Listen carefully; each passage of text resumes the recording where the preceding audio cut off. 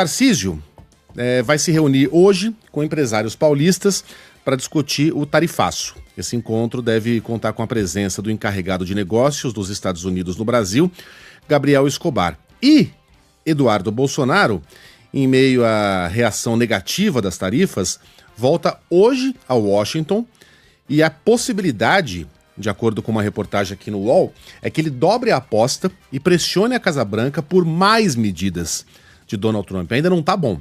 Ele quer mais. A possibilidade de ele pedir um alívio no tarifaço, segundo o próprio Eduardo, tá fora de cogitação. E aí a gente chega aqui numa entrevista concedida ao Eduardo Bolsonaro e à Júlia Scheib na Folha de São Paulo. A entrevista é impressionante. Impressionante. Eu gostaria de lê-la inteirinha aqui, para que nosso ouvinte tivesse uma noção do buraco em que a gente se meteu, mas eu vou escolher algumas partes. Pergunta aqui a repórter. Governo e judiciário são firmes em dizer que não haverá recuo. E aí responde o Eduardo. Então, antes de melhorar, vai ter que piorar. Eu nunca vi o Trump voltar atrás. Só ele, né?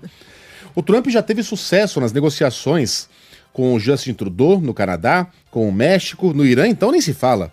Então eu não creio que o Brasil será o primeiro país a ter sucesso contra Trump. E se até 2026, pergunta a Júlia, continuar o mesmo cenário? Aí é Venezuela, responde o Eduardo Bolsonaro. Eu vou começar a receber os brasileiros aqui nos Estados Unidos e ajudar eles com o processo de visto. Então o Eduardo está satisfeitíssimo com a possibilidade, que não vai se concretizar, de o Brasil virar Venezuela e de ele começar a ajudar as pessoas que têm condições de fugir a se pirulitarem do Brasil lá nos Estados Unidos. Ele está achando isso ótimo. Se for o que tiver que acontecer, é isso que vai acontecer. Se para isso for necessário o Brasil virar uma Venezuela, para que o meu pai não tenha que responder pelos crimes que cometeu, para que as empresas de comunicação nas redes sociais possam agir sem seguir a lei do Brasil, se para isso o Brasil tiver que virar uma Venezuela, que o Brasil vire uma Venezuela. É isso que está dizendo aqui o Eduardo Bolsonaro. E aí a Júlia Scheib dá uma chance a ele para se redimir e pergunta, em algum momento, o senhor acha que foi uma decisão equivocada? Não acho. Acho que está muito acertada. Ou seja, ele está tomando para si os louros daquilo que ele tentou sem nenhum sucesso batizar, como é que era? Tarifa Moraes. Isso. E está dizendo que quer mais e que está disposto a levar isso adiante até que o Brasil, se necessário, torne-se uma Venezuela. Eduardo Bolsonaro. E aí chegamos a Tarcísio. A entrevista inteira é tensa em relação a como Eduardo se refere a Tarcísio, mas até então ele se referia com meias palavras, né? Não dizia o nome do governador, não fazia crítica diretamente a ele. Aqui sim. O senhor conversou com o Tarcísio? O Tarcísio, diz o Eduardo, utilizou os canais errados. O filho do presidente está nos Estados Unidos. Bolsonaro não é o presidente. O Tarcísio não tem nada que querer costurar por fora uma decisão que provavelmente vai chegar a mais um acordo caracu. Você sabe o que é acordo caracu? Não preciso explicar, né? Um lado entra com uma coisa, outro lado entra com outra coisa. O Tarcísio tem que entender que o filho do presidente, ele repete isso, está nos Estados Unidos e tem acesso à Casa Branca. Qualquer tentativa de nos dar bypass é uma ultrapassagem, será brecada e freada. Nós já provamos que somos mais efetivos até do que o próprio Itamaraty.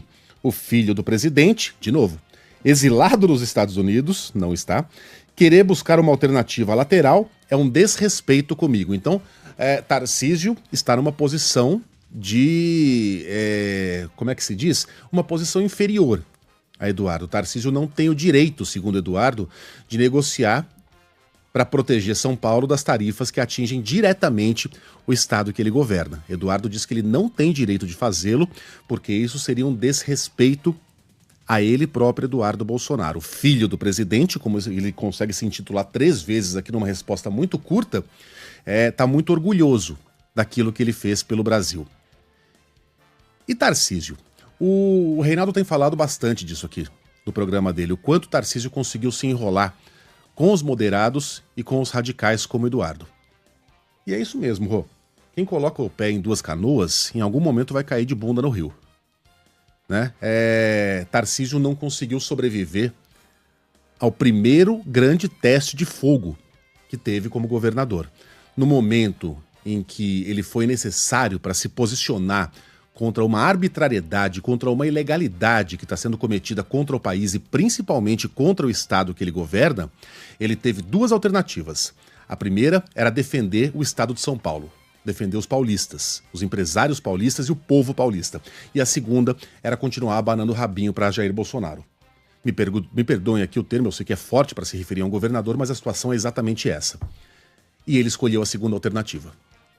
Preferiu continuar se curvando a Jair Bolsonaro e a Donald Trump e deixando em segundo plano o cidadão paulista.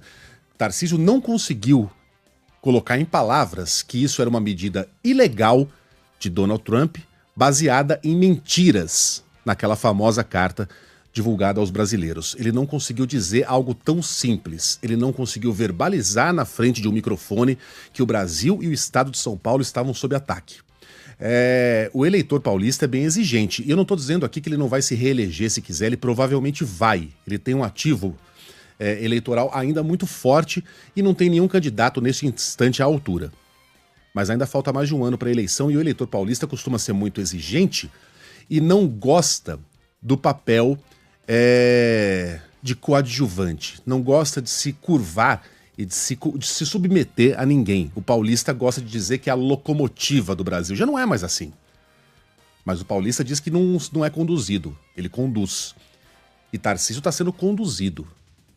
Foi incapaz de tomar uma posição nessa crise toda. Vou usar mais uma figura de linguagem aqui. Quem se curva demais acaba mostrando o bumbum do outro lado, né? Vamos ver se o governador lembra, né, qual é o cargo que ele ocupa, qual a sala que ele ocupa, o palácio que ele ocupa, que fica aqui perto do Grupo Bandeirantes, né, em 2024, e não aquele que ele pretende ocupar, aparentemente a todo custo, em 2026. Bom, em frente? O deputado, só para registrar aqui que Eduardo Bolsonaro volta hoje ainda a Washington, como você falou, pode dobrar e aposta ao pressionar a Casa Branca por novas medidas de Donald Trump. Uma viagem que deve durar 2 dias, incluir ainda uma agenda na Casa Branca, só que esse compromisso ainda não está confirmado, não. E também ontem, Eduardo Bolsonaro afirmou que provavelmente vai abrir mão do mandato na Câmara. Falou ao jornal O Estado de São Paulo, disse o seguinte: a minha data para voltar é quando Alexandre de Moraes não tiver mais força para me prender. A licença de Eduardo Bolsonaro vence no próximo domingo, dia 20, e a permanência nos Estados Unidos, segundo ele, é estratégica. O deputado ainda citou a possibilidade de uma eventual mudança no regimento da Câmara para que ele possa exercer o mandato à distância. Essa regra valeria em situações excepcionalíssimas, mas não está na pauta oficial, exigiria inclusive um amplo apoio político dentro do parlamento, o que não parece que vai acontecer. Faltou uma informação. Diga. Ele vai ao Departamento de Estado hoje acompanhado de Paulo Figueiredo Neto, filho, na verdade, que vem a ser o neto de João Batista Figueiredo, último presidente do regime militar do Brasil, ou seja, o último ditador do Brasil, que é um cara que já foi preso, não o João Figueiredo, mas o Paulo Figueiredo, já foi preso lá em Miami por roubar dinheiro, por se envolver num esquema de propina. Diga-me com quem andas. Agora